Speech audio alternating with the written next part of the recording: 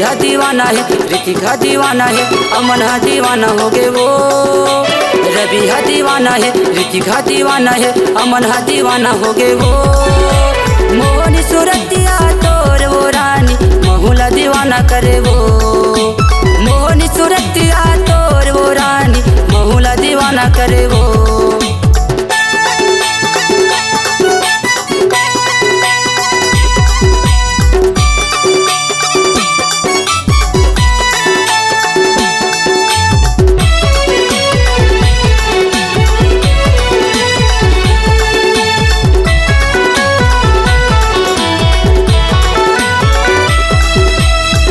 रंग के तोरे खर चरानी तबे हो अच्छे तोरे छर चरानी। रंग रंग के तोरे खर चरानी तबे हो अच्छे तोरे छर चरानी। विकास हतोला गाड़ी में घुमाई, सुहारे हतोला शॉपिंग कराई। रीते साहू तोला कहाँ ले गए वो। मोहनी सूरतिया तोर वो रानी महुला दीवाना करे वो।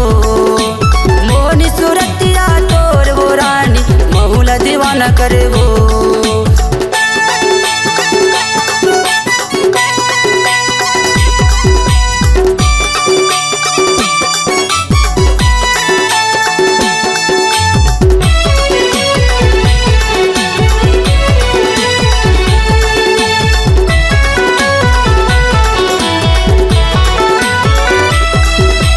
फैशन के है जमाना रानी झनकता है बहाना रानी।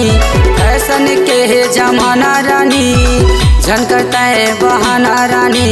आनंद कौशल के पैसा जाही, सुमन तोला मजा आई। समीर तोला का कहे वो।